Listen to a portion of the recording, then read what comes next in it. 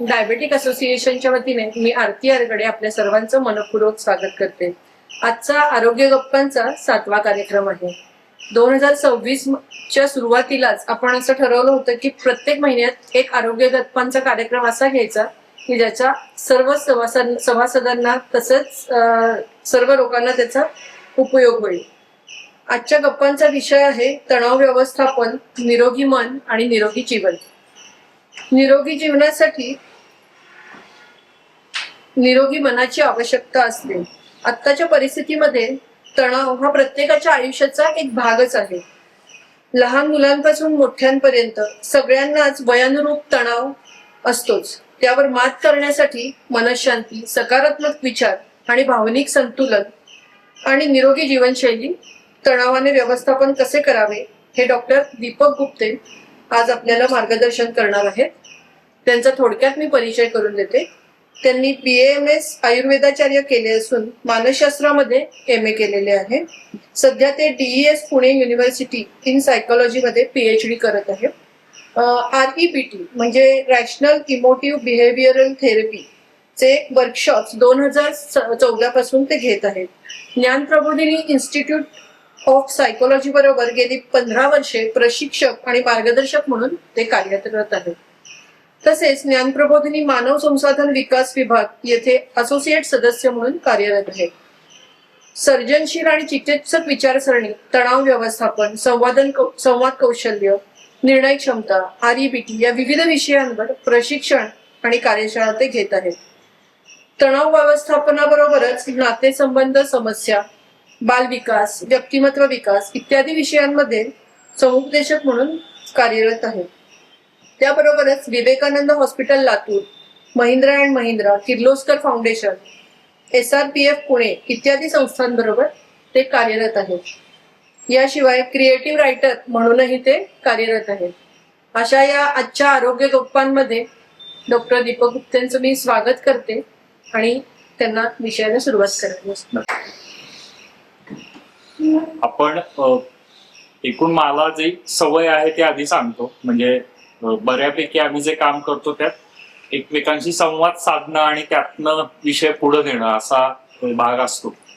आणि आज त्यामुळे म्हटलं तर मलाही एक वेगळा ताण आलेला आहे की त्यांनी कॅमेऱ्याच्या फोकसमध्ये मला ठेवलेलं आहे आणि त्याचबरोबर माझ्यावर जबाबदारी आहे की तुम्हालाही तुम्ही एकूण पाऊस आहे किंवा शहरात ट्रॅफिकचा आत्ता प्रश्न आलेला आहे ते सगळं असताना इथपर्यंत आलाय. त्यामुळे पुढचा पाऊण तास ते साधारण 1 तास काहीतरी यातून वेगळं, माहित नाही तुम्हाला किती वेगळं वाटेल पण उपयुक्त काहीतरी तुमच्याशी बोलता यावं असं मला नक्की वाटतं. त्यामुळे एक पद्धत म्हणून असं करूया की मी प्रश्न विचारेन आणि तुम्ही थोडस मोठ्यांदा बोला म्हणजे साऊंडचाही काही प्रश्न येणार नाही. आणि जे युट्यूबवर हा बघतील त्यांच्यासाठी पण हे कनेक्शन, ही जोडणी नक्की त्यातनं होईल असं वाटतंय. त्यामुळे यातून तुम्हाला लक्षात आलं असेल की तुमचा सहभाग आजच्या सत्रासाठी खूप महत्वाचा आहे. आणि त्याच्या बरोबर जेव्हा आरती मॅडमचा फोन आला मला आणि diabetic association of India Pune branch असो किंवा अगदी रमेश सरांपासून या संस्थेशी काही ना काही प्रमाणात मला योगदान द्यायची संधी मिळालेली आहे. त्यामुळे त्यांचा फोन आल्यावर विषय किंवा यापेक्षा मला संधी मिळते याचा जास्त आनंद झाला होता. आणि हळूहळू असं झालं की 1-2दा जमलं नाही त्या तारखांना, मग त्यांची एक वेगळी त्यावेळेची प्रायोरिटी होती, अशा काही गोष्टी मला जमत नव्हतं. आणि मग विषय एकदम त्यांनी तणाव व्यवस्थापन म्हणून माझ्यावर सोडला असं म्हणायला पाहिजे. आणि याचं प्रशिक्षक म्हणून किंवा मानसशास्त्रज्ञ म्हणून काम करणं ही एक गोष्ट झाली. पण आपल्यासारख्या गटाशी बोलताना मी जास्त आजच्या सत्रामध्ये असं म्हणतोय की माझे स्वतःचे तणावाचे अनुभव आणि त्यातनं काय तत्वांचा, काय गोष्टी शिकल्याचा मला उपयोग झाला. काही ठिकाणी मला जमलं नाही तितकं किंवा अजूनही नाही जमत. म्हणजे तणाव व्यवस्थापनावर सर्व तणाव मॅनेज करणारी व्यक्ती म्हणून मी इथं बसलेलो आहे असं अजिबात नाही, हे मी सुरुवातीलाच तुम्हाला सांगतो. पण मग का बसलोय तर कदाचित माझं ऐकून तुमच्यापैकी मला वाटतं बहुतेकांना वाटेल कारण यापेक्षा आपण बरं करतो. आणि यांच्या या गोष्टींमुळे जर फायदा होत असेल तर मला का नाही होऊ, अशा पद्धतीचं एक प्रेरणा मोटिवेशन तुम्हाला मिळेल. सो जास्त मी आज संवादकाच्या फॅसिलिटेटरच्या रोलमध्ये आता असणार आहे हे आपण लक्षात घेऊ. कारण तणाव व्यवस्थापन म्हणलं तर तणाव पूर्णपणे शून्य होणं हे आपल्याला अपेक्षितच नाही. आणि ते का नाही हे पण आपण बघणार आहोत थोडस काही गोष्टींमधनं किंवा अनुभवातनं.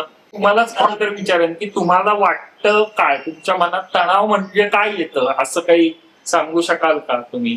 की तणाव व्यवस्थापन आपण म्हणतोय, स्ट्रेस मॅनेजमेंट एक्सेट्रा असे खूप मोठे शब्द आपण वापरतो. तुम्हाला काय वाटतं तणाव म्हणजे काय? अचानक बेचैनी जाणवेल. अचानक बेचैनी. बर, आपण विषय घेतला म्हणजे हा. आला मनात की ओके. बेचैनी जाणवायला लागते. बेचैनी जाणवायला लागते. बेचैनी एक शब्द आपण सरांच्या रिस्पॉन्सवर असं करू, प्रत्येकाने एक एक शब्द सांगूया. तणाव म्हणजे मनात काय येतं, कुठलाही एक शब्द तुम्ही सांगा. टेन्शन. टेन्शन. त्यांनी थेट नाही. तणावाचं टेन्शन नेहमीचा शब्द सांग. तणाव म्हणजे मेंदूला एक्झॉस्ट झाला हा तर मग तो जो आलेला ताण असतो त्याला तणाव त्याला म्हणतात. बरं. ते मला स्वतःला 1998 पासून पॅरेंटल स्किझोफ्रेनिया आहे. बर तर बर मी गेले बरीच वर्ष डॉक्टर अरुण नाडकर यांची IPH ठाणे पुणे नाशिक अशी मी बर जाऊन बर वर्णन करते. बर तर माझ्या मेंदूला इतका ताण आला. हा. मी CA इंटर करत होते, मी बरं. आर्टिकल सेव्ह करत होते, पूर्ण दिवस नोकरी करणं, रात्रभर अभ्यास करणं, त्याच्यामुळे ब्रेन एक्झॉस्ट झालं आणि मग मला पॅरेंटल स्किझोफ्रेनिया, बर बर हॅल्युसिनेशन आणि डिल्युजन सुरू झाले. बर बर असं म्हणून ते डॉक्टर अरुण नाडकर यांनी सांगितलं अभ्यास सोड, CAच्या ऑफिसमध्ये काम करू शकतेस तू, पण तू बरं. अभ्यास सोड कारण ते खूप ताण येतं मेंदूला. Okay okay. असे म्हणून तेव्हापासून मला त्याला औषध तणाव, लोड किंवा आधी तणाव. आजपर्यंत अगदी. मी घेते. आता माझे 9 टॅबलेट्स आहेत एका दिवसात. बर बर. एक तुम्हाला अगदी या अर्थाने धन्यवाद की तुम्ही मोकळेपणाने मानसिक आजाराबद्दल आता बोललात. येस. ती खूप धाडसाची आणि कौतुकाची पण गोष्ट आहे. निदान केलं अगदी. डॉक्टर अरुण नाडकर यांनी. आता ते नाही हो उरले, आलं ते लक्षात. मे माहिती. मध्ये एक्सपायर झाले. हो, हो. 15 मे. हो. तुम्ही पण सांगितलं ते त्यांचे सांग. ज्युनियर सगळे खूप आहेत. माहिती. डॉक्टर कर्वे त्या बघतात मला. येस येस अगदी येस. सो त्यांनी पण एक तणावाचा मोठा पैलू सांगितला. मागे जाऊया. हा मला असं वाटतं की एखादी गोष्ट आपल्या मनाविरुद्ध झाली किंवा अशी व्हावी असं वाटत असेल आणि तशी नाही झाली तर मग आपल्याला ते दुःख येतं की असं का नाही. बर. आणि मग तोच विचार परत येतो तोच आणि तोच विचार परत. परत येतो. बर. आणि मग आपण करतो ना जे काम ते मग नीट होत नाही. येस. म्हणजे आता हळूहळू बघा तुम्ही तणावाच्या काय म्हणतात त्याला व्याख्येतून आता नक्की प्रश्न कुठं दिसायला लागतो त्याकडे यायला लागलेला, की कामात लक्ष न लागणं, ते नीट न होणं, डोक्यात विचार वेगळा चालू आहे, घडलेली गोष्ट ही मनासारखी झाली नाही असं त्यांनी सांगितलं. मागे चिडचिड होणं, चिड- झोप नाही येणं. चिडचिड होणं, झोप न येणं. बर, अजून काही? भुकेवर काय परिणाम होतो तणावाचा असं काही सांगा. आपण डायबिटीस असोसिएशनचं पेक्षा काय टेन्शन मध्ये पोट कसं गच्च हा. होणार, पोट गच्च होतं, गॅसेस होतात, एकदम टेन्शन मध्ये एकदम टेन्शन येतं. म्हणजे काही वेळेला हा. जसं त्यांनी सांगितलं 20 हे करत असताना हा तेव्हा तसं व्हायचं की खूप हा. अभ्यास हा. असतो शेवटी भूकच लागेल. Depression, भूकच लागेल. एक वेगळ्या प्रकारचं खाऊन काय करतो म्हणजे अभ्यास व्हायचा आहे. बर. असं काय भेट जातो असं इतकं व्हायचं. बर. फेलियरमुळे डिप्रेशन फ्रस्ट्रेशन येतं येस. असे म्हणून ते सगळं म्हणून तो तणाव. accumulate होऊन जातं. बरोबर बरोबर. अजून काही तुम्ही? हा ऍक्च्युली आजकाल वर्किंग वुमन पण आहेत आणि त्याच गृहिणी म्हणून पण काम करत असतात. हम्म, मग अशा वेळेस मल्टीटास्कर जो रोल असतो हम्म. त्यावेळेस एक आई म्हणून, पत्नी म्हणून, घरासाठी म्हणून आणि जॉबसाठी म्हणून असे जे वेगवेगळे पर्सनॅलिटीज त्यामध्ये सगळे इन्व्हॉल्व असतात. हम्म. मग त्यावेळेस एखादी जरी गोष्ट झाली नाही तरी ताण येतो. येस. एखादी तरी गोष्ट झाली नाही तरी ताण येतो. त्यांनी मल्टीटास्किंग सांगितलंय. म्हणजे work life balance maintain. Work life balance. बरेच शब्द आपल्याला माहिती आहेत. तणावाबद्दल, तणाव व्यवस्थापनाबद्दल म्हणजे खरा भाग असा आहे की बऱ्यापैकी कळतंय पण वळत नाही अशी बहुतेकांची स्थिती असते. आणि मलाही तो अनुभव आहे किंवा मी मगाशी म्हटलं तसं की थोडस हे का आवश्यक होतं माणसाला आणि आज त्याची काय परिस्थिती आहे याच्याबद्दलचा जो विचार आहे किंवा एक थेअरी म्हणून त्याला सांगता येईल तो इव्होल्युशनचा आहे. म्हणजे उत्क्रांतीमध्ये तुम्ही जर पूर्वीचा विचार केला, आज आपण छानपैकी पाऊस असताना इथे बसलोय आणि वीज आहे, बऱ्याच गोष्टी आज आहेत. पण 10-15 हजार वर्षापूर्वी किंवा त्याच्याही आधी माणूस जगत कसा होता हे जर आपण इमॅजिन केलं, आठवलं, तर तुमच्या लक्षात येईल की जन्म मृत्यूचा धोका मृत्यूचा धोका म्हणजे पावला पावलावर आहे. आणि आज सकाळी तो शिकारीला बाहेर गेला, येईल की नाही माहिती नाही, अशा पद्धतीची परिस्थिती आहे. किंवा कुठं हल्ला होईल, कोण काय करेल, थ्रेट जी असते जगण्याची ती सगळ्याच प्राण्यांना होती तशी माणसालाही आहेच. आणि मग उदाहरण म्हणून दिलं जातं की अशा वेळेला कसं आपण त्याच्याशी कोप करत होतो किंवा स्वतःला जुळवून घेत होतो. तर आपण इमॅजिन करा 10,000 वर्षापूर्वीचेच तुम्ही आहात आणि काय आत्ता आपण गुळत होत आणि बाहेर चाललोय आता आणि अचानक वाघ किंवा असं एखादं हिंस्र श्वापत एनिमल आलाय समोर, काय पर्याय आहेत तुमच्या समोर? आठवून बघा, काय करणार? वाघ आला समोर, काय कराल? तर तिथे तर कोणी आपल्याला हेल्प करायला नसणार. म्हणजे आपणच आपल्याला काय सुचायला पाहिजे आणि आपण काय हो हो हो. मग आता झाड दिसलं एखादं चढता येत असेल तर झाडावर चढायचं, झाडावर चढणार, म्हणजे आणखी नाही तर पळापळ करणं, पळापळ करणं. काहीच नाही. पलायन म्हणजे मला तो वाघ खाऊन टाकेल, हम्म. पण माझ्या हातात काहीच नाहीये, तो Yes. जास्त ताकद नाही माझ्यापेक्षा, हो हो. पण मला जे सुचेल ते मी त्यावेळेला जे सुचेल ते करणार. बर मी वेगळं की शेवटी असं धरू की मी जर अशक्त आहे तर तो मला खाणार नाही. बर मी 2 हात केले तर काय हरकत आहे? बर बर. शेवटी तो खाणार आहे. तो जर शक्य आहे. तो खाणार आहे मला. शक्य आहे. लेटेस्ट ट्राय बर बर. ट्राय केला काय? ते जे डॉक्टर एलिसने सांगितलंय, हा. फाईट, फ्लाईट, फ्रीज, हा हा हे 3 कंडिशन हा. आहेत. फाईट, हा. धडा देणं, फ्लाईट म्हणजे पलायन करणं, फ्रीज म्हणजे काहीच न वळणं, बरोबर. बरोबर. विषाणं गतीनं. Yes yes. छान, त्यांनी तर एकदम पेपर फोडला. पण बरोबर सांगितलं. हा, पण तुम्ही काय करणार बागेत? तुम्ही काही वेगळं करा नाही. या 3च गोष्टी गोष्टी आहेत. आहेत. त्यातलं एक जोक म्हणूनही सांगितला जातो बघा की मी पळणार पण मला वाघाला नाही हरवायचंय, मला बरोबरच्याला हरवलं तरी माझं काम होणार आहे, असं ते 2 मित्रांमध्ये बोलणं होतं. म्हणजे मी फास्ट पळेन, तुझ्याहून फास्ट पळलं की काम झालं, असं हो. की जीव वाचवणं हे आपलं मुख्य उद्देश त्यावेळेला असणार. आता यात आपण गृहीत धरलं, ते म्हटले तसं फाईट करू, काहीतरी बचावाला हातात शस्त्र असेल, काहीतरी असेल तर तेही आपण करू, किंवा त्या म्हटले तसं झाडावर चढता येईल, किंवा एक अस्वलाची गोष्ट आपण लहानपणापासून ऐकलेली असते बघा. 2 मित्र आणि मग एक पळतो आणि एक मेल्याचं सोंग करतो आणि मग तो खाच खरा मित्र वगैरे अशा पद्धतीचा. अस्वल काय म्हणलं कानात तुझ्या, असा एक मित्र विचारतो. तर ते पडून मेल्याचं सोंग करणं हे जे त्या म्हटल्या की फ्राईट रिस्पॉन्स आहे किंवा थिजल्यासारखं होणं, हे वाघाच्या सिच्युएशन मध्ये फार उपयोगी असं नाही बरं का. पण साप जातोय अंगावरनं किंवा तुम्ही दलदलीत पडताय आणि हालचाल केली की तुम्ही अजून खोल जाणार आहात, अशा वेळेला हा पॅनिक किंवा फ्रीज रिस्पॉन्स त्यातनं येणारा हा आपल्याला वाचवणारा ठरत आला. आणि हे 3 रिस्पॉन्स मी जर अप्रोप्रिएट वापरले, शक्ती बघून, त्यावेळेची परिस्थिती बघून, किंवा असं म्हणू की काही वर्षांचा आपण शिकलेलो असतो, तो एक अनुभव असतो, त्यातनं जर मी हे करत राहिलो, मी जगायची शक्यता वाढते. आणि मी जगायची शक्यता वाढली की मग मुलं, पुढची पिढी ही होत जाणार आहे. म्हणजे ताण असणं हे जगण्यासाठी आवश्यक पण आहे. म्हणजे मला जर ते जाणवलं नाही की आता पळायला पाहिजे किंवा आता लढायला पाहिजे किंवा आता गप बस, बोलू नकोस, प्रॉब्लेम येईल काहीतरी, फ्रीज हो, थिजून राहा, हे जर जाणवलं नाही तर प्रॉब्लेम मला जगण्याचा आहे. म्हणजे मी हे सांगण्याचा प्रयत्न करतो की हे आपल्याला आयुष्याला इसेन्शियल आहे ताणतणा. फक्त आता तुम्हीच सांगा की बदल काय झाला मग. त्यांना माहितीये, पण मला वाटतं इतरांनी सांगावं की हे तर आता लक्षात आलं आपल्या की गरजेचं आहे आपल्याला नियमित आयुष्याची फाईट करण्यासाठी. आत्ताच्या काळात काय बदल झाला मग या तणावाच्या सिच्युएशन मध्ये? काही अंदाज किंवा तुम्ही अनुभवलेलं? संशोधन व्यवस्थापनाचे मार्ग उपलब्ध झाले. बर, हाऊ टू फेस इट. बर बर. तणाव आज आहे त्याचं कारण काय मग? आज बाहेर पडताना असं म्हणू की जगण्याचं भय कमी आहे, तुलनेने झिरो नसेल पण कमी आहे.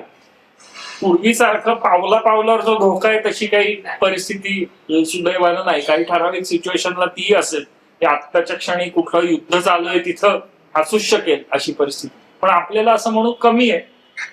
बायोलॉजिकल थ्रेट, ताण ज्याच्यासाठी इव्होल्युशनने आपल्याला दिलेला आहे, बहुतेक प्राण्यांना वेगवेगळ्या फॉर्म मध्ये आहेच, ती बायोलॉजिकल थ्रेट कमी झाले आणि तो कन्व्हर्ट झालाय असं म्हणूया की सायको सोशल थ्रेट. म्हणजे मानसिक आणि सामाजिक ताण याच्यामध्ये तो कन्व्हर्ट झाला. म्हणजे पूर्वी मला फाईट करणं म्हणजे मी प्रत्यक्ष लढायचो, मारायचो, भोसकायचो, जे काही तेव्हा असेल ते.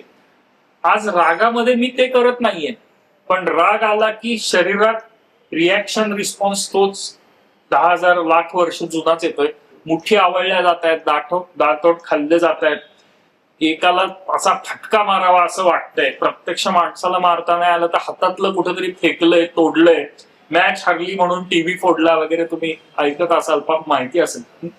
ती रिॲक्शन शरीरामध्ये आपल्या तीच जुनी आहे, पण कारण लाईफ अँड डेथचं नाही राहिलेलं. हा त्यातला खूप मोठा फरक आहे. We perceive it as life threat. म्हणजे परसिव्ह म्हणजे जेनेटिकली म्हणूया, आपल्याला विचार केला की कळतं की अरे त्यात भिण्यासारखं फार नाहीये.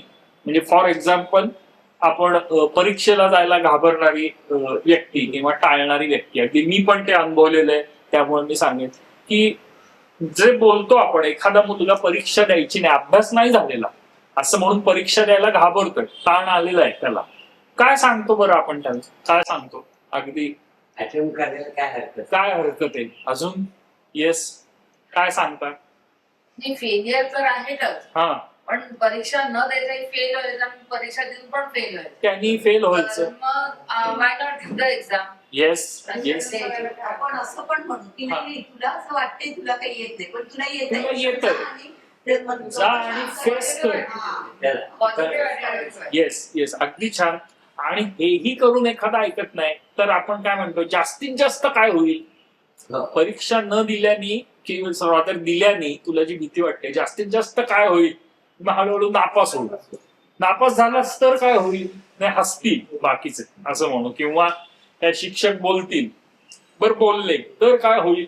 आणि शेवटी आपण सगळ्यात महत्वाची थ्रेट सांगतो, काय मरणार आहेस का, किंवा काय अंगाला भोकं पडणार आहे का तुझ्या? अशा पद्धतीचे शब्द आजच्या पिढीत कदाचित वेगळे बोलत असतील, थोडेसे शब्द वेगळे असतील, पण तुझ्या जगण्याला धोका नाहीये हे केल्याने. हा मुद्दा आपल्याला सतत दुसऱ्याला ठसवायला लागतो. आपलं शरीर ते त्या अर्थाने घेत असतं की मला हातपाय इतकं थरथर की आता इथं पडेनच, असं मला त्या पॅनिक मोडमध्ये वाटत असतं. आणि तेव्हा हा अवेअरनेस देणं खूप महत्वाचं असतं. मग आपल्याकडे मोठा विषय असेल, पण भगवद्गीतेसारख्या ठिकाणी सुद्धा तेच खूप वेगळ्या कॉन्टेक्स्ट मध्ये वेगळ्या अर्थाने सांगितलेलं आहे. पण हा फरक जाणून देणं ही पहिली स्टेप आहे. म्हणजे हळूच आपण तणाव नियोजनाच्या एका गोष्टीत आलोय की अरे ह्यांनी माझ्या जगण्या मरण्यावर किती परिणाम होणार आहे खरंच सा, हा प्रश्नाचा अवेअरनेस असणं ही एक पायरी आहे. आणि मग ह्या इंडिकेटरवर, ह्या गोष्टीवर तुम्ही स्वतःच्या आयुष्यातले ताण वेगवेगळे करू शकताय का हो? हा एक खरंच मला जीवाला धोका आहे बघा, आणि मला तेवढा जीवाला काही धोका नाहीये, ताण आहे पण इतकाही भयंकर नाहीये की मला जगायचाच प्रश्न आहे. उदाहरणार्थ, कामच नाहीये, खाण्याचे म्हणजे अगदी याच्यात खाण्याचाच प्रश्न आलाय, तो जगण्याशी थेट ताण निर्माण होतो की उद्याचा कसं दिवस ढकलू याचीच मला भ्रांत आहे. पण मी आज हा दागिना घेतला किंवा हा शर्ट घेतला आणि दुसरीकडे त्याच्यावर भारी होता, ती म्हणली हा काय साधाच घेतलाय, आणि मग मी चडफडतेय किंवा वैतागले घरी की शाळा काय पैशाचा माज आलाय, यांना काय कळतंय का वगैरे. नॅचरली हा काही जगण्या मरण्याचा प्रश्न नाहीये, हा तो सायकोसोशल किंवा स्वतः तयार केलेला ताण आहे. ते दोन फरक मला करता येणं ही सुद्धा त्यातली महत्वाचा भाग आहे. आणि मला वैयक्तिक असं वाटतं, माझ्या स्वतःकडे जर पाहिलं मी तर, की अशा पद्धतीचे तब्येतीचे ताण मला मॅनेज करायला जास्त कष्ट पडतात, पण या पद्धतीचे ताण आता मी हे माहिती असल्याने रिझनेबली चांगले मॅनेज करायला लागलं असं म्हणता येईल कम्पॅरेटिव्ह. आता काही जण असेही असतील की ते इतकं स्वतःवर काम केलेलं आहे किंवा त्यांनी स्वतःचं व्यक्तिमत्व असं बनवलंय की तब्येतीचा ताण असला तरी ते धाडसाने त्याला लगेचच सामोरे जातात. आता याच्यासाठी सुद्धा वेगवेगळी टेक्निक्स आहेत, पण तणाव व्यवस्थापन करताना एक भाग नक्की महत्वाचा मला जाणवलेला की स्वतःला आपण जो त्रास देत असतो, म्हणजे ताण येतोय ह्याचा सुद्धा आपल्याला त्रास होतो आणि त्याने मी स्वतःला जास्त जास्त टोचून घेतो, ज्याला अँझायटी अबाउट अँझायटी किंवा मेटा अँझायटी अशा पद्धतीचे पण शब्द आहेत.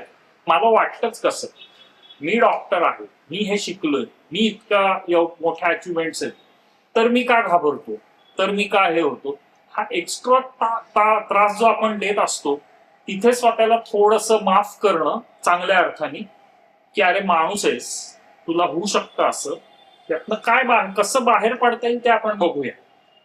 इथे आपण ऍडमिट सुद्धा करायला जात नाही की मला ताण येतोय. हा एक टप्पा खूप आपल्यासाठी महत्वाचा आहे की हो मला त्रास होतोय याच. मग तुम्ही ते सांगा न सांगा त्या पुढच्या गोष्टी आहेत, पण स्वतःशी तरी तुम्ही बोलाल का की अरे नाही मला त्रास झाला, माझं मुलाशी या कारणाने नाही पटलं, मी म्हणतोय खरा की I am okay with it, that is his decision, पण मला नाही सहन होते, माझा मुलगा असा वागूच कसा शकतो आणि मी अस्वस्थ होतोय. आता इथे असं म्हणूया की नक्की काही प्रमाणात बायोलॉजिकल आहे, कोणीतरी काळजी घेणारी जवळची व्यक्ती आता लांब होती असं या उदाहरणात वाटतं, पण त्याच्याबरोबर जास्त ताण हा माझ्या मनासारखं का होत नाहीये याचा आपल्याला आलेला असतो. सो आपल्याला यातनच हे पण वेगळं करायला शिकायचंय किंवा बघायचंय की मी यात काय करू शकतोय, माझ्या कंट्रोलमध्ये काय आहे आणि माझ्या कंट्रोलमध्ये काय नाही. थोडासा विचार करा तुमच्या दृष्टीने. होपफुली आता तुम्हाला प्रचंड ताण असेल असं नाही, माहित नाही, पण आता जो एखादा टेन्शनचा प्रसंग आठवून बघा आणि त्याबद्दल आता थोडं आपण असं बोलूया की माझ्या हातात काय होतं तो ताण हँडल करताना आणि हातात काय नव्हतं. तुम्ही जी उत्तरं द्याल त्यावर आपण बोलू. मी 12वीत असताना सिम्बायसिस कॉलेजला होते बर आणि मला ते कॉमर्स साईड झेपत नव्हती, बर म्हणून मी क्लास लावला होता, भेरे क्लास. तर ते सगळ्यांचं समन्वय साधणं म्हणजे भेरे क्लासला पण जाणं, कॉलेजला पण जाणं, घरून भरघोस अभ्यास करणं, आणि 12वीचं वर्ष होता बर असे. तर मला इतकी अँझायटी व्हायची की अरे, आणि माझ्याकडे गाडी नव्हती, सायकलवर जायचे मी, तर ते वेळेचे नियोजन करायलाही मला प्रॉब्लेम यायचा, कारण सायकल हळूहळू जाते आणि टू व्हीलर असतं. मग कसंही करून मग मला वडील नाहीये, ते एक्सपायर झाले 1994 मध्ये, आईकडे एवढे पैसे नव्हते की मला व्हेकल द्यायला.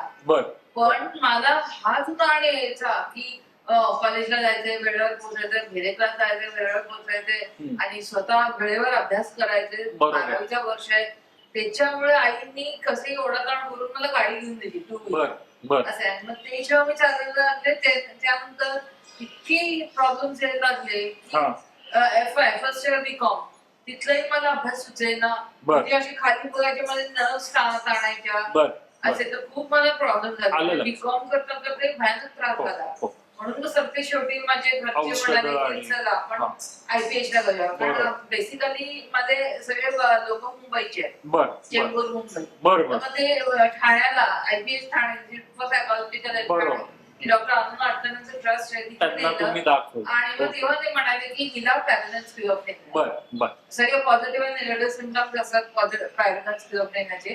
त्यातले मला पॉझिटिव्ह सिम्पटम्स होते, हॅल्युसिनेशन आणि डिल्युशन, नेगेटिव्ह सिम्पटम्स नव्हते. ओके. सो आता तुम्ही पाहिलं त्यांनी जे सांगितलं, हाही भाग या उदाहरणातनं आपण घेऊया की काही वेळेला आपल्याला वेगवेगळ्या आयुष्यातले फॅक्टर असतात, जेनेटिक्सचा त्यात भाग असतो. म्हणजे खूपदा असं बोललं जातं की त्यात काय घाबरायचंय, तुला उगाचच भीती वाटते, असं आपण सहज शिक्का मारतो. पण काही ठिकाणी यात जेनेटिक्स म्हणजे मी मगाची जे म्हणलो ते, ज्या आपल्या हातात गोष्टी नाहीत त्या सुद्धा या ताणामध्ये काम करत असतात. फक्त महत्वाचा भाग असा आहे की त्यांच्या हातात त्याच्यावर काम करणं लिमिटेड आहे त्यावेळेला. मग कदाचित डॉक्टरांकडे जाणं हे नक्की माझ्या हातात आहे, पण मी जर का माझ्याच नशिबात हे का करून मी विचार करत बसले, तो इतका धाडसी आहे, किंवा त्यांनी जे म्हटलं की मला हे सगळं अचीव्ह करायचं होतं म्हणून त्या धडपड करत होत्या, एखादं काहीतरी कारण होतं, ट्रिगर बसतो आणि आपला ताण डिसऑर्डर मध्ये जातो किंवा आजारामध्ये जातो, त्यांच्या बाबतीत ते निमित्त झालं असं म्हणता येईल त्यांनी जी माहिती दिली त्याच्यावर. पण आपल्यासाठी काय शिकण्यासारखं किंवा समजून घेण्यासारखं आहे, तर हे का झालं, हे दरवेळेलाच मला जे उत्तर हवं ते मिळायला पाहिजे असतं ते मिळत नाही ताणाच्या बाबतीत. मी सगळी लाईफस्टाईल पाळतो पण शुगर माझी नाहीच कमी होत. मी लाईफस्टाईल पाळली आहे तरी मला हार्टचा प्रॉब्लेम आला. तो रोज दारू पितो, ह्याचा ताण जास्त. तो रोज दारू पितो, हे करू नये मी सांगतोय, तो पितो तरी त्याला काही होत नाही आणि आम्हाला हे काय उपयोग झाला. बरं, तो माणूस इतका खुश त्यांनी असतो की बघ मी कसा आहे, याच्यामुळेच जणू काही तब्येत आहे, असं तो व्यसनांना सुद्धा ग्लॅमर द्यायला लागतो. तो ह्यात आपल्याला स्वतःला समजून घेणं खूप महत्वाचं आहे की एक कॉम्पोनंट हा जेनेटिक किंवा नेचरचा असणार आहे आपल्या बाबतीत, जो आपण बदलू शकत नाही, याचा खूप विचार करून त्रासाशिवाय आपल्याला काही मिळणार नाही. हे का, याची धडपड जितकी मी जास्त करेन तितका त्रास वाढेल. उलट एज्युकेशनकडे जर आपण गेलो हे का ऐवजी, तर माझा ताण कमी व्हायला मला हे लक्षात येईल की अरे ठीक आहे बाबा, माझ्या घरी डायबिटीस होता किंवा मला काही घटना अशा घडल्या की ताण जास्त आले असेल, त्यांनी शुगर किंवा हे भाग आले, आता मला काय करायला पाहिजे हँडल करायला, माझ्या हातात का. आणि मग त्यातनं मला सोल्युशन कडे हळूहळू येतो की नाही हे मला आता कळतंय, तर मी नियमित, या अगदीच कॉमन गोष्टी असतील, डायबेटिक तुम्ही इथं असोसिएशनच्या येता त्यामुळे, नियमित व्यायाम असेल किंवा चेकिंग असेल, वेळच्या वेळी खाण्याच्या गोष्टी असतील किंवा मनोरंजन असेल, या गोष्टी माझ्या हातात काय त्याच्यावर मी फोकस द्यायला लागलो की हळूहळू तणावाचं व्यवस्थापन व्हायला लागतं. हे झालं की मुख्यतः आपल्याला काय मिळतं, तर एक समाधान मिळतं जे हातात येते मी करतो. म्हणजे फॉर एक्झाम्पल परीक्षेचं मागाचं उदाहरण वेगळ्या अर्थाने की आत्ता काय करणं शक्य आहे, तर जे आहे तुला वेळ त्याच्यात वाचन कर किंवा काय ते सोडव, या अर्थाने प्रिपेअर हो, जेणेकरून शक्यता वाढेल की तुला चांगले मार्क पडतील किंवा तू फेस करशील. सो हा एक तणावामध्ये असताना स्वतःलाच तो विवेक आपल्याला आणायला लागेल की माझ्या हातात काय आणि हातात काय नाही. जे हातात नाहीये त्याचा खूप विचार करून उपयोग नाही. की प्रार्थना पण आहे की जे माझं काय शक्य आहे, काय आहे अशक्य काय, माझे मला कळाया दे बुद्धी देवर आहे, अशा अर्थ अल्कोहोलिक अनोनिमस आणि मग नाडकर्णी सरांनीच त्याचं माझ्या माहितीप्रमाणे भाषांतर केलेलं आहे.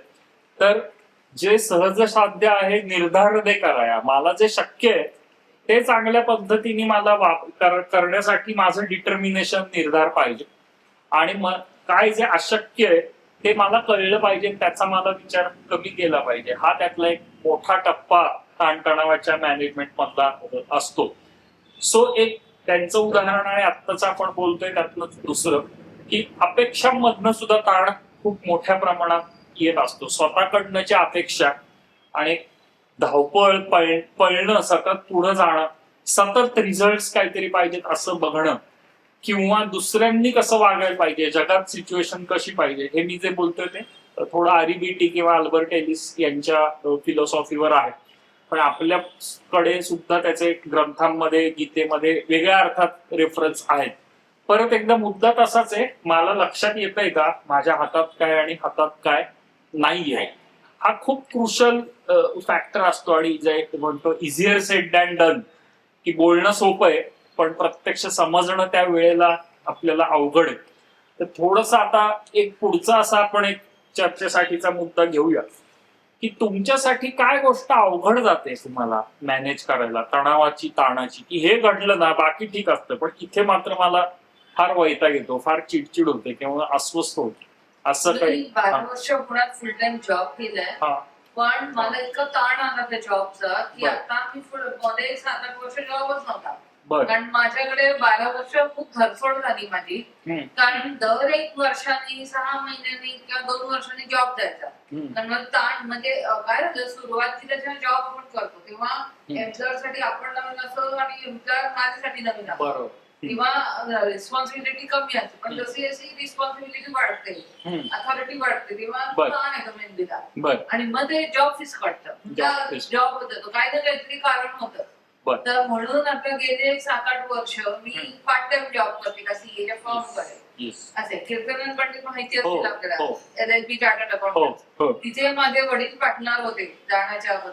अगोदर, एक्सपायर. बर ते पण CEO होते. बर मग तिचे रवी पंडित काका म्हणजे त्यांची जी पार्टनर, हो हो त्यांनी मला ह्युमॅनिटेरियन बेसिस मला ती 4 आलेलं. वर्ष लाखांची जॉब दिली आहे. हम्म, हम्म. आणि ती मला फार सोयीस्कर राहते. आता 7-8 वर्ष झाली मी तिथे काम करते. हम्म. आणि टचवूड काही भाग भ्रम काही नाही. माझं मिटिंग कधी गुड. सेटल लाईफ असं आहे. आता मी दररोज माझं दिनक्रम असतं की सकाळी उठायचं, नाश्ता करायचा, स्वयंपाक मम्मी करून देते असं आहे. बर आणि मग त्यानंतर 4 तासाचा मी जॉब करते आणि घरी आल्यावर एक्सरसाइज करते, कारण डायबिटीज आहे बर असं बर आहे. म्हणून डायबिटीज मुळे ठीक आहे. घरी येऊन सगळं व्यायाम करायचं, बरोबर इव्हन नाश्ता आपलं डिनर करायचं, जे आमचे सातळेकर मॅडमनी सांगितले तसे बरं. डाएट फॉलो करायचा.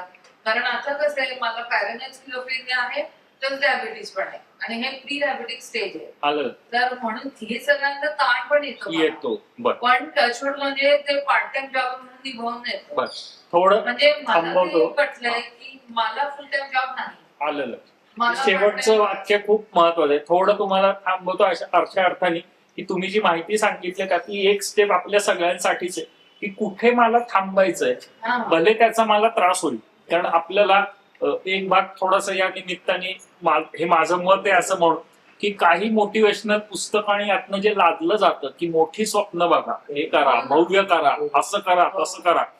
येस, म्हणायला करायला काहीच हरकत नाही, पण मला ते किती आपली झेपतंय कुवत आणि ओळखायला किती पाहिजे. पळायचंय हे माझं मला ठरवायचंय. मग हे डॉक्टर असा, तुम्ही CA असा, बिझनेसमन असा, एखादा अगदी मजूर किंवा त्या पद्धतीचं कष्टाचं काम करणार आहे, त्याला लिमिट आहे शारीरिक किंवा मानसिक गोष्टींना. त्यांनी जो स्टेप त्यांनी सांगितली अनुभवाची की पार्ट टाइम करायला लागला आणि ते मला सूट झालं. प्रत्येकाचा निर्णय वेगळा असेल, पण किती पळायचंय, किती धावायचंय. मला अगदी खंत वाटते की मी फुल टाइम जॉब नाही करू शकत. Yes. पण मला लोक सांगतात तुम्ही स्वतःला क्षमा करा, अगदी. फुल टाइम जॉब नाही करू शकत, पार्ट टाइम हो, वरच हो. भागावं लागतं. तुम्ही जे सांगताय ते वाक्य खूप महत्वाचं आहे की something better than nothing.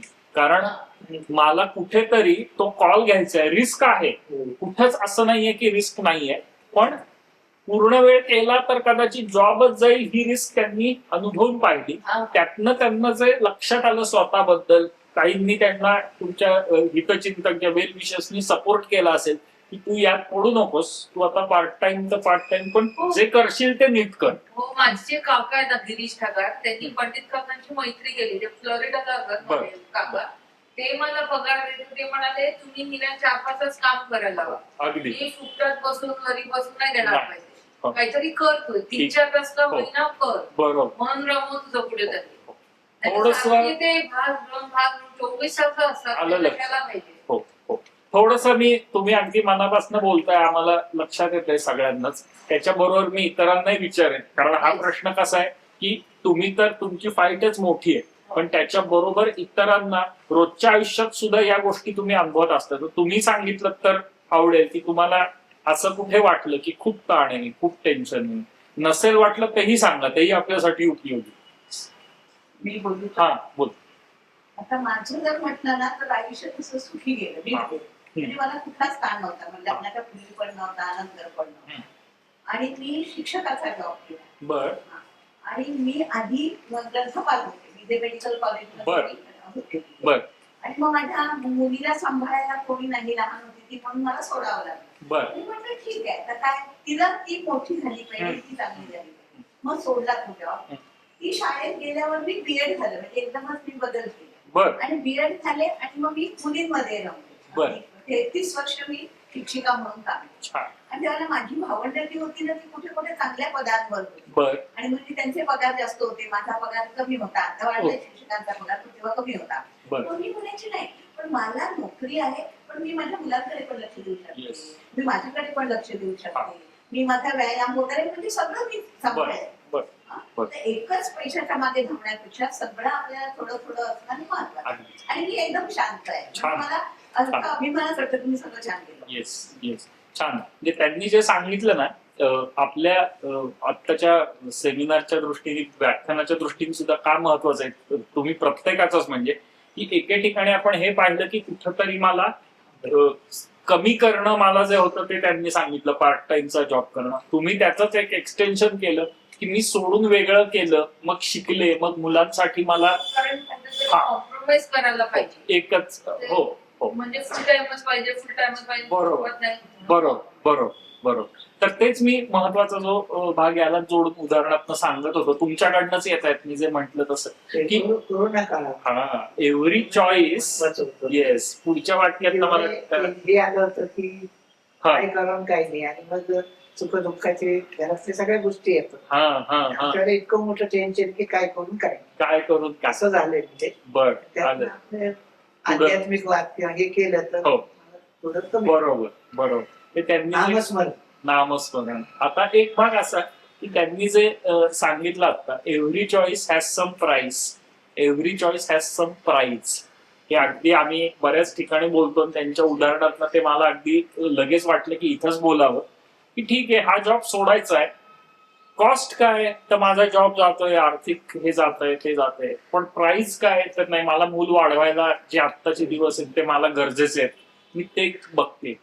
So त्यांच्या बोलण्यातनं आता जर आपण परत थोडासा व्हिडिओ मागे घेऊन सुद्धा जर ऐकलं त्यांचं बोलणं, तर ज्याला आपण ऍक्सेप्टन्स म्हणतो की मला सगळंच मिळणार नाही, कदाचित त्यांनी जॉब ठेवायचा असं जरी ठरवलं असतं तरी कदाचित मग मुलाकडे मला लक्ष नाही देता येणार, त्याची वेगळी सोय करायला लागेल, ते मूल वाढताना बघणं किंवा ते सांभाळण्याचा आनंद जे काही असेल ते मला मग सोडायला लागेल. ही प्राइस होणार होती. प्राइस तिकडे काय पगार आहे, माझी एक वेगळी आयडेंटिटी आहे, आणि आम्हाला वाटतं प्रत्येक काम करणाऱ्या महिलेला कधी ना कधी फेस करायला लागतो.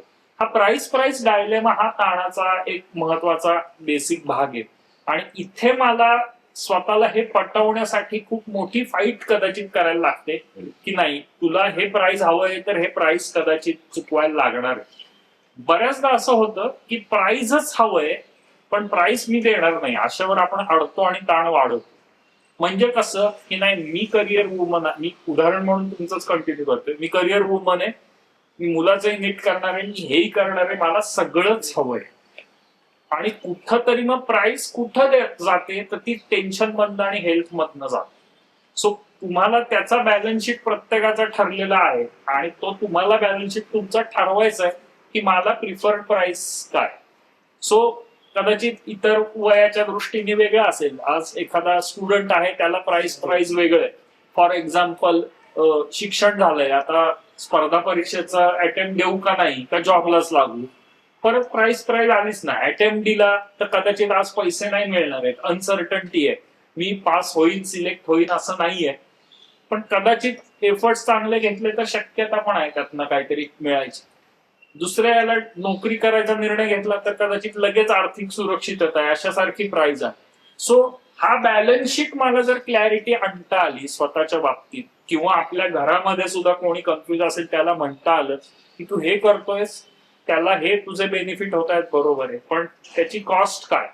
आणि बऱ्याचदा आपण प्राइस मध्ये काय विसरतो तर आपण आर्थिक किंवा वेळेचं लगेच मांडू शकतो, पण भावनिक किंवा इमोशनल जी प्राइस असते ती आपण तिथं मांडायला विसरतो. म्हणजे उदाहरणार्थ काही आपण असे स्टोरी किंवा हे ऐकलं असेल की एक दिवस असा आला की मी म्हटलं ते पैसे नकोत पण इथला ताप नको मला, आणि मग ते सोडलं.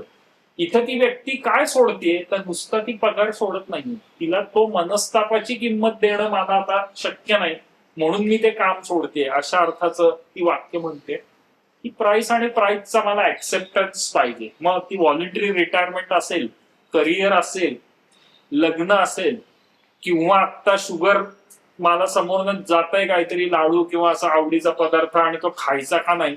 सी आणि झेड आहे, तात्पुरता आनंद मिळणार आहे लगेच, मी प्राइस आहे खाल्लं की, पण सी पण कधीतरी होणारच आहे तुम्हाला जर डायबिटीस आहे आणि शुगरचे प्रश्न आहेत. किंवा अजून एक मोठी प्राइस मला वाटतं डायबिटीस असलेल्या व्यक्ती चुकवत असतात, ते म्हणजे गिल्ट येतो. खाताना मी खातो आणि नंतर घरी गेल्या अरे उगाच खाल्लं, माझा कंट्रोलच नसतो, हे माझ्याकडनं नेहमीच होतं.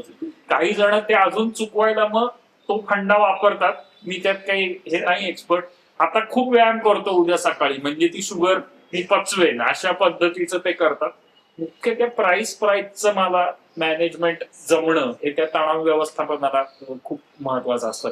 योगाने त्यांच्या उदाहरणातच हा पॉईंट सांगता आला, तुम्ही पण सांगावं थोडं अजून. काय सुचत असेल तुम्हाला आत्ता ताणाचा किंवा ऑब्झर्व केला असेल तरी सांगा उदाहरण कुणाला म्हणताय आपण? मागे शिद्या.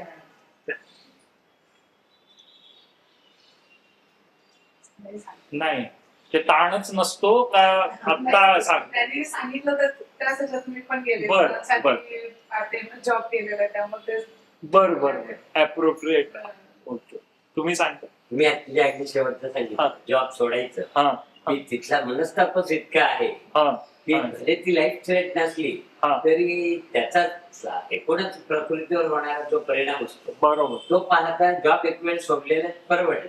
हम्म. कारण मग आयुष्य नीट राहू शकतं. हम्म. या ताणात मी गेलो मी सोडलेलं अगदी अगदी. आता हे जे ऐकतायत आपले जे श्रोते त्यांनी असं ठरवू नये की आम्ही हे सांगतोय की असंच करा तसंच करा. मी हे सांगण्याचा प्रयत्न करतोय की सी आणि झेड आहे प्राइस आणि प्राइस आहे. तुम्ही काही केलं नाही बघू बघू करत एखादा निर्णय घेतला नाही तरी पण प्राइस आणि प्राइस आहे. आज नको उद्या करू उद्या नको बघूया एक दिवस करू आत्ता नको ठरवायला त्याची पण काहीतरी आपण किंमत देत असतो. हे समजून घेणं आणि याच्या बरोबर एक तणावाचा भाग असतो तो म्हणजे अनसर्टन्टी असते आपल्याला नक्की काय होईल मला भविष्यात कधीच कळत नाही आणि त्यामुळे अस्वस्थता असते आणि मग आपण नुसतं ते प्राइस चुकवत नाही त्या डिसिजन घेतो पण त्या प्राइसचं मग मी व्याज भरायला लागतो अशी पण एक त्रासदायक घटना घडू शकते. म्हणजे उदाहरणार्थ त्यांनी आता जॉबचं दिलं म्हणून की व्हॉलेंटरी घेतली ते घरी आहेत आता मला त्रास वाटला उगाच सोडलं. तो म्हणत होता नको सोडूस त्याला आता मोठं पॅकेज देणार आहे वर्षभराने रिटायरमेंटचं माझं गेलं तो बघ अजून ऑफिसर म्हणून मान देत आहेत मला आता घरचा काहीतरी व्याप आहे की मी माझा जो डिसिजन झालाय जो इरिव्हर्सिबल असेल शक्यता तो रिव्हर्सही करता येईल तुम्हाला तोही भाग पण आता मला उलट फिरता येत नाहीये तर मी डोक्यात विचार जितके घोळवेन तितकं मी व्याज भरत राहणार आहे आपण लक्षात घेऊ. आणि प्राइस देणं मॅन्डेटरी असलं तरी हे व्याज भरणं हा चॉईस आहे आपला हे आपण नक्की समजून घ्यावं जेणेकरून इट्स ओके काही गोष्टी मनासारख्या होतात काही होत नाही त्याचे जे काही फायदे तोटे असतात ते आपल्याला अनुभवायला लागतात हे करायला लागतं पण ती ओनरशिप मी घेतली तर एक मोठा ताण माझा कमी होतो. विशेषतः मुलांच्या बाबतीत मुलं वाढवताना हा भाग खूप क्रुशल आहे आणि मी मगाच परत एकदा सांगेन इझियर सेड दॅन डन. म्हणजे मलाही ते जाणवतं की मला माहिती आहे की आता ही सी आणि झेडचाच भाग आहे पण मला बाबा म्हणून ते सहन होत नाही की हे कसं काय हे गणित चुकतं म्हणजे कसं काय एवढं आता करायलाच पाहिजे मग अजून काहीतरी आपण मुलांसाठी करतो त्याची काहीतरी आपल्याला प्राइज मिळणार असते काहीतरी प्राइस चुकवायची असते आणि एक क्वेश्चन मार्क पण त्यामध्ये असतो. सो या बाबतीत सुद्धा मुलांकडनं असणाऱ्या अपेक्षा आणि त्यातनं येणारा ताण हा सुद्धा एक मोठा भाग असतो.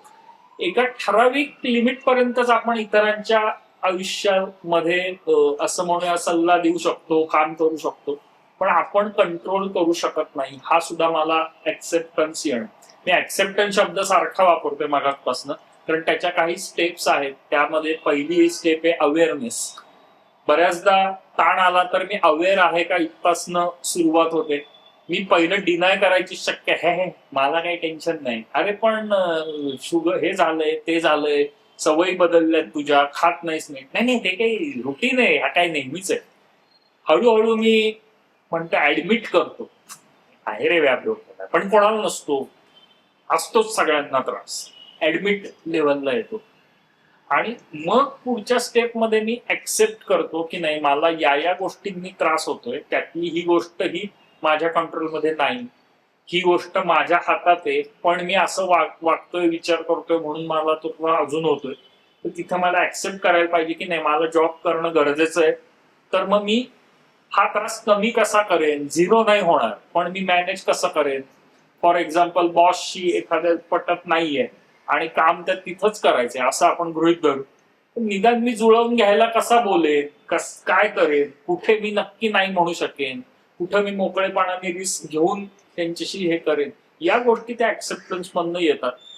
मला हवं तसंच व्यक्ती वागली की मी आनंदी होईल यात जर आपण अडकलो हा मोठा ट्रॅप असतो ताणतणावात की सगळं नीट पाहिजे, म्हणजे तिथं मॅचही इंडियाने जिंकली पाहिजे, इथं ट्रॅफिकही नकोय, पाऊस वेळेत, आणि असंही हल्ली म्हणतात की धरणातच पडला पाहिजे, इथं नको व्हावा आमच्या इथं. आणि अशा खूप गोष्टी असतात की ज्या सगळ्या झालं की मग मी आनंदी होईल. तर हे सगळं लाईनीत येणं फार म्हणजे जवळपास अशक्य आहे असं आपण म्हणूया. सो ओढवून घेतलेले अपेक्षांबद्दलचे ताण हे आपल्याला नक्की अवेअरनेसनी मॅनेज करता येतात. काही ठिकाणी लाईफ अँड डेथ सिच्युएशन असते किंवा आपण ते म्हणजे ते घेतो त्या पद्धतीने, तिथे मला मदत घेणं हा पण खूप भाग आहे. काउन्सिलर असेल, डॉक्टर असेल, आपले मित्रमंडळी असतील, मित्र मैत्रिणी ग्रुप असेल, किंवा एखादी व्यक्ती ज्याच्याशी मी बोलू शकतो. पण एक नक्की पाळावं की स्वावलंबी होण्याकडे मनाने, म्हणजे सपोर्ट घेणं नक्की आहे. काउन्सिलिंगचा असेल, औषधांचा असेल, किंवा या पद्धतीचा मित्र किंवा ग्रुपचा असेल, पण याचा सपोर्ट मला ठराविक स्टेज पर्यंतच आहे. नंतर मी स्वतः त्यातनं काहीतरी बाहेर येण्यासाठी मग प्रयत्न करणार आहे. डिपेंडंट होणार नाहीये ही मानसिकता माझी पाहिजे. नाहीतर त्या दिवशी तो मित्र नाहीये म्हणून मला प्रॉब्लेम झाला, मग मी असा वागलो. ऍडिक्शनचे बऱ्याचदा अशा पद्धतीच्या गोष्टी होतात. सो सेल्फ डिपेंडंट असं म्हणून अशाकडे जाण्याकडे आपला प्रवास असला तर ताणाचा कंट्रोल आपल्याकडे जास्त राहील असं म्हणून. तरी पण मी म्हणेन माणूस म्हणून लिमिटेशन काही प्रमाणात आहे. आपण आपलं ते एक्सपांड करू, मोठं करू. म्हणजे मी हा विचार नक्की करतो की 10-15 वर्षापूर्वी मी कसा वागत होतो, या गोष्टींचा ताण आला तर मी काय करत होतो. आज त्यातले काही ताण मी कमी करू शकलो, काही ठिकाणी कदाचित वाढलेत, आणि तो ऍक्सेप्टन्स घेऊन सुद्धा मला तशी मदत घ्यायची किंवा स्वतःवर काम करायचे. दोन भाग जे आहेत ते जर का मी करत राहिलो, अवेअर आणि रिफ्लेक्टिव्ह अवेअरनेस ज्याला म्हणून, स्वतःकडं बघणं, स्वतःच्या अस्वस्थतेकडं, स्वतःच्या आनंदाकडं सुद्धा. गेला बराच वेळ आपण ताणावरच बोलत असल्याने विषय तो आहे, पण आनंद आणि त्याची माझी कल्पना काय हा पण ताणतणाव मॅनेजमेंटला मोठा भाग आहे. स्वतःला वेळ द्यायचा, हा, ते हा. मी युटोरी, ते जे युटोरी म्हणतो हो, हो. तर ते स्वतःला वेळ द्यायचा. येस, स्वतःला वेळ देणं हे नक्की. स्वतःला पॅसिव्ह गोष्टींपेक्षा जे आत्ताचा मोठा धोका आहे तो म्हणजे रील बघणं आणि त्यात मला रिलॅक्स वाटते असं स्वतःला सांगणं. पण त्यातनं सुद्धा मेंदूत काय बदल होत आहेत, कदाचित 20-25 वर्षांनी अजून काहीतरी वेगळं पुढे येईल, पण आत्ताच्या गोष्टींमध्ये सुद्धा डोपामाइन आणि त्याचे प्रश्न यायला लागलेले आहेत. सो पॅसिव्ह गोष्टींपेक्षा ऍक्टिव्ह मी काय करतोय हे पण तणाव नियोजनाला खूप महत्वाचं आहे. हे आपण नेहमी ऐकत असतो, म्हणजे छंदांना वेळ द्या. पण हॉबीज म्हणजे काय, ज्यात मी स्वतः काहीतरी करतोय. मग पेंट करू, गाण्याचा रियाज करू, वाद्य शिकू, किंवा काहीतरी वेगळं मी करेन, ऍक्टिव्हली करेन, अशा पद्धतीचं जिथं मला वेळेचं भान हरपायला होईल असं मी कधी काही केलंय का गेल्या काही वर्षात. आम्ही बऱ्याचदा वयाने मोठ्या असणाऱ्यांच्या ट्रेनिंगमध्ये पेंटिंग किंवा एकत्र बसून काहीतरी चित्र काढणं अशा पद्धतीची ऍक्टिव्हिटी घेतो, आणि त्यांना इतकं वाटतं की नाही शाळेनंतर आम्ही आज पहिल्यांदाच केलं आणि खूप छान वाटलं. पण अडवलं कोणी होतं मग? तर आपणच इतर चौकटीमध्ये स्वतःला इतकं अडकवलेलं असतं की ह्या गोष्टींना मी स्वतःच्या ज्या खरंच मूड माझा चांगला करू शकतात त्याला वेळ देत नाही. ते तुम्ही आपलं आपलं नक्की शोधावं असा एक भाग. तिसरा, आपण थोडस शेवटाकडं येतोय कारण वेळेनुसार कमी मुद्दे आपल्याला बोलता येतात. माइंडफुलनेस म्हणून एक सध्या खूप शब्द प्रचलित आहे.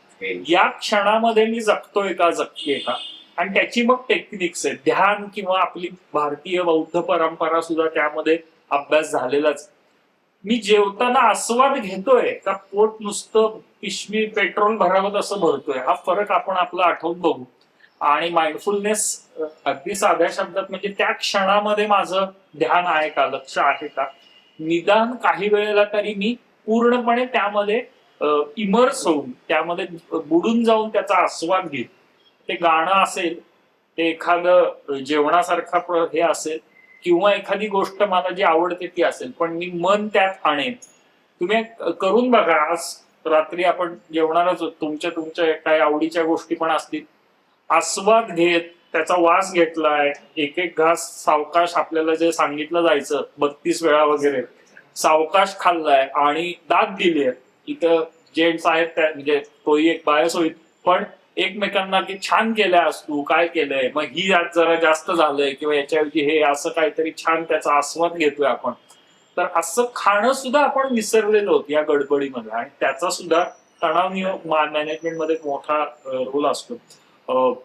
त्याच्या बरोबरच एक थोडासा वेगळा, पण मला तो हळूहळू पटायला लागला असा भाग म्हणजे मिनिमलिस्ट लाईफस्टाईल अशा पद्धतीचा एक विचार आहे, आणि जो आपल्या एकूण फिलॉसॉफी, आपल्या इथल्या आध्यात्मिक विचाराला जवळ जाणार आहे.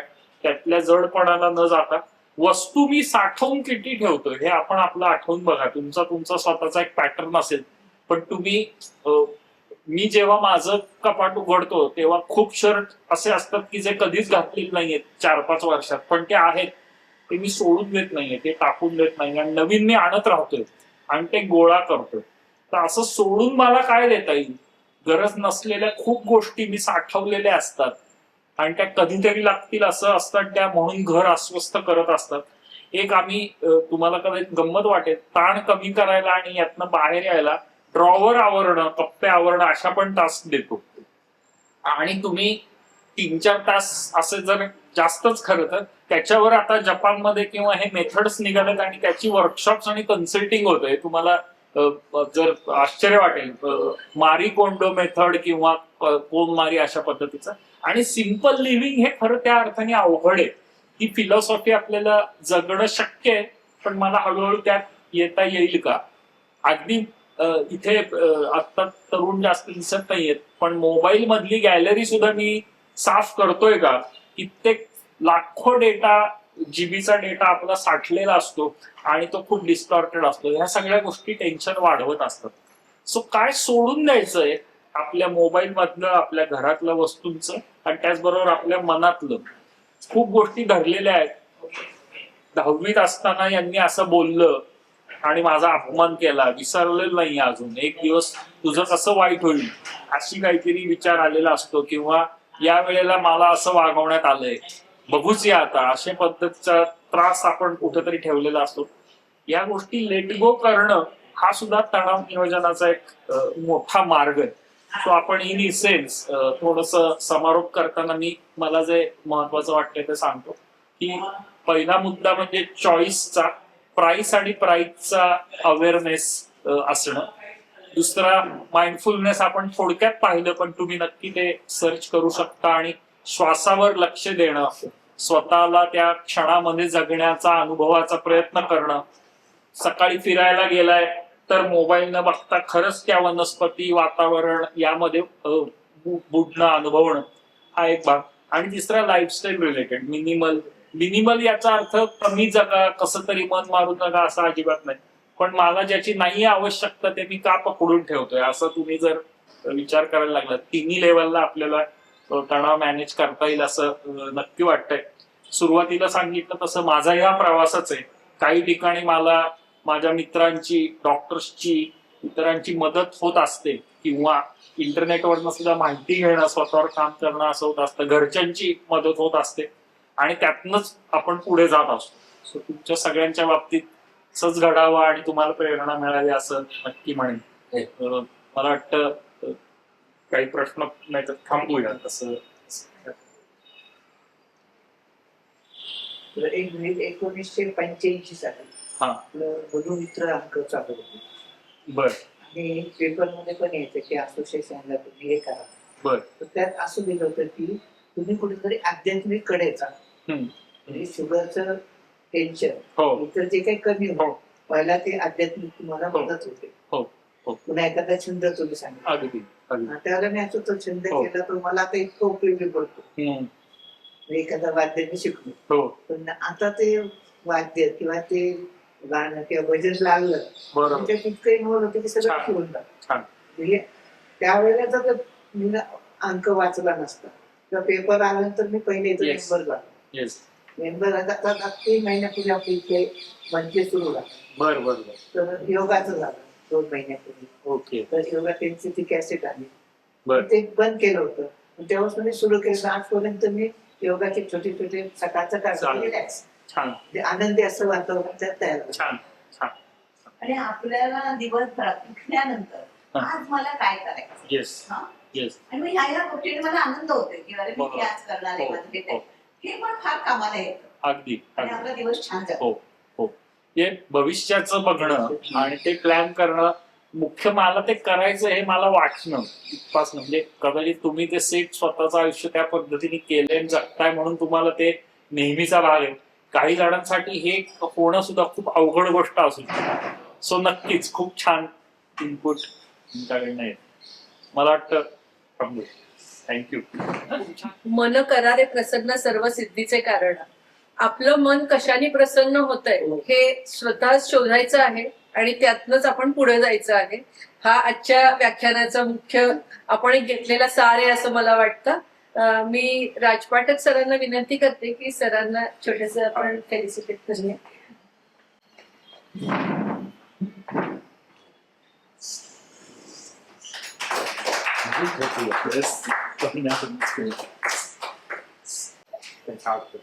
डायबेटिक असोसिएशनचं युट्यूब चॅनल आपण सबस्क्राईब केलं नसेल तर नक्की करा आणि प्रत्येक व्हिडिओ हा तुमच्यासाठीच आहे, त्याचा आस्वाद घ्या. धन्यवाद.